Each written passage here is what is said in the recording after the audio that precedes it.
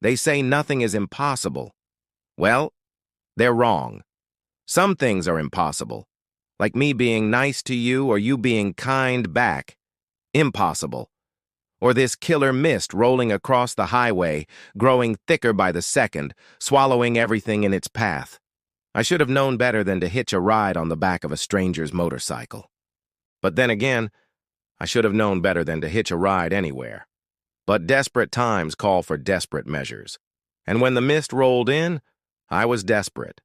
I hit the gas. I had to get out of there before the mist reached me, before it did whatever it did to people. The bike sputtered, then roared back to life. I hung on as we sped away from the growing wall of fog. Then the bike lurched. The guy in front of me slammed on the brakes. We pulled over on the shoulder. I turned to him, ready to scream, but he beat me to it. "Go, go now!" he yelled, pushing me off the bike. I didn't need to be told twice. I ran as fast as I could, as far as I could, away from the bike, away from the mist, away from everything. I didn't dare look back. I didn't want to see what was coming for me, what was coming for us. I could hear the pounding of my own heart in my ears, drowning out the screams of the man on the bike. Then the mist hit me. It was like walking into a cloud. But it wasn't a cloud. It was a wall of thick, white fog that seemed to go on forever. It was silent. Too silent. The only sounds were my ragged breathing and the pounding of my feet on the pavement. I tried to make myself small, to become invisible, to disappear into the mist. But the mist wasn't having it. It wrapped around my legs, pulled at my clothes. I could feel it seeping into my skin, numbing my entire body. I stumbled, fell to my knees, then to my side. I tried to crawl away, but the mist had a strong hold on me. It was pulling me in, wrapping me in its cold, clammy embrace. Then I saw it. A light in the distance, a beacon of hope in the darkness. I struggled to my feet and ran towards it, praying that it would lead me out of this nightmare. But the mist had other plans.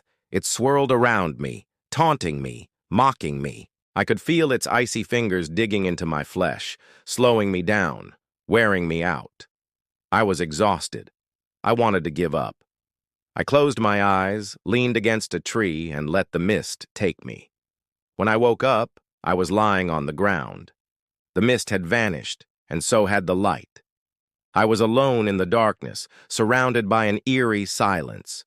Then I heard a noise, a low growl that seemed to come from everywhere and nowhere. I tried to run, but my legs wouldn't move. I couldn't feel them. I looked down and saw that they were gone. My feet, my ankles, my legs, they were all gone.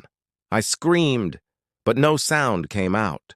I was trapped in a prison of my own making, a prison that was slowly draining the life out of me. I could feel the darkness closing in on me, wrapping around me like a suffocating blanket.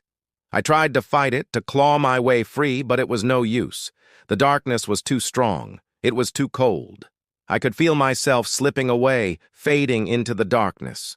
And then, just like that, it was over. The darkness consumed me, took me with it into the swirling vortex of nothingness. And as I fell, I knew that I would never be the same again. If I ever got out of here, if I ever saw the sun again, I would never be the same. Because the mist had taken something from me, something that I would never get back. It had taken my legs. Now I was stuck here, trapped in this endless abyss, doomed to wander these endless halls for the rest of my life. Or maybe the mist hadn't taken my legs. Maybe it had given me something I didn't want, didn't ask for, and most definitely wasn't prepared for. Maybe it had given me a chance at freedom,